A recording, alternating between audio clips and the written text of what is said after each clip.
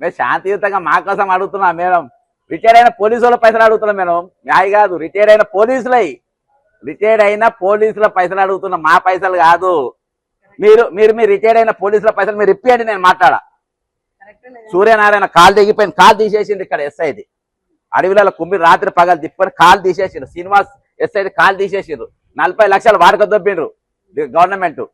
ఆయన పైసలు వీళ్ళ పైసలు దానం అడుగుతలేడు. పిఎఫ్ కింద పైసలు దాచిపెట్టుకున్న పైసలు వాడుకు మైబాల్ ఇక్కడికి కాలిరిగింది ఎస్ఐది.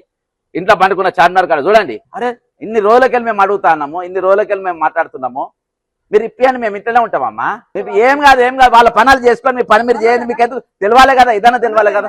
మా వాళ్ళు ఇంకెవరు ఉంటారు, ఇంకెవరు ఉంటారు? నేను ఒకటే చెప్తున్నా, డీజీపీ గారు మీరు రికార్డు చేయండి, డీజీపీ గారు సివి ఆనంద్ గారు పంపండి. వాళ్ళు రియల్గా మమ్మల్ని ఆపద్దు. మేము వేరే వాళ్ళ పైసలు కూడా అడుగుతలేము. రిటైర్డ్ అయిన పోలీసులు ఒక్కలే పైసలు ఇప్పిమను, టీచర్లే నేను ఇప్పించుకుంటా. రిటైర్డ్ అయిన టీచర్లే మేము ఇప్పించుకున్నా, తక్కిన వాళ్ళు మేము ఇప్పించుకున్నాం. 25,500 10,000 మంది రిటైర్డ్ అయిన పోలీసులు ఉన్నారు, వాళ్ళ పైసలు ఇస్తలేదు. నేను చెప్తాను, మీరు రిటైర్డ్ అయితే నన్ను అరెస్ట్ చేసిన వాళ్ళే ఇవాళ అడిగేది. సూర్యనారాయణ రెడ్డి నన్ను అరెస్ట్ చేసిన వాళ్ళే, శ్రీనివాస్ రెడ్డి అరెస్ట్ చేసిన వాళ్ళే. వాళ్ళ తరపున ఎట్లున్న వృద్ధాప్యంలోకి వచ్చిన 62, 63 ఏళ్ళు ఉన్నాయి. మూర్తి అనేది లంగ్స్, కిడ్నీలు అన్ని ఖరాబ్ అయిపోయినాయి, ట్రీట్మెంట్ చేస్తలేరు పైసలు లేక. అరే ఇంత చలనం లేదు, ఇన్నిసార్లు చెప్పినా, ఇన్ని పిటిషన్లు ఇచ్చినా నన్ను పట్టుకుంటారు. లాస్ట్ లో ఒక ఆయన పాపం మొన్న ఒక ఎస్ఐ చనిపోయిండు, ఆయన డీజీపీ గారి దగ్గరనే పనిచేసిండు. సార్ నా మాట ఒకసారి చెప్పండి సార్ అంటే, ఆ పాపం డీజీపీ గారు చెప్పిన ఆయన పైసలు ఇవ్వాలి. ఎట్లా చెప్పండి ఇది?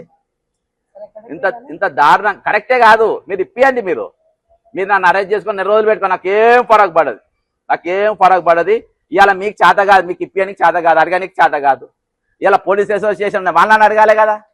యూనియన్లు ఉన్నాయి, వాళ్ళు అడగాలి కదా. టీఎన్జిఓ, టీజీఓలు జీతాలు నౌకరు చేయకుండా జీతాలు తీసుకుంటుండ్రు. పోలీస్ అసోసియేషన్ నౌకరు లేకుండా జీతాలు తీసుకుంటుండ్రు. ఎవరు తలపులు అడుగుతుండ్రు? వాళ్ళు ఎవరికి అడుగుతుండ్రు?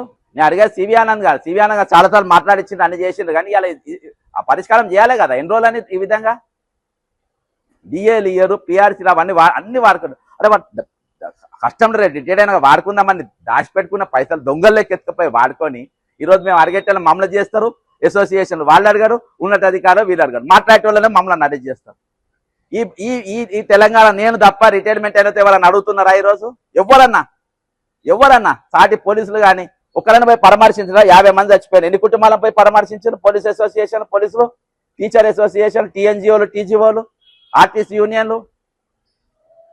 దిస్ ఈజ్ అది వెరీ అన్ఫార్చునేట్. మా సొంటోళ్ళ పైన యాక్షన్ తీసుకోవడం వెరీ మిమ్మల్ని చెప్తున్నా కదా, మిమ్మల్ని అంటలేని మంది ప్రభుత్వాన్ని దేవుడు కూడా క్షమించాడు.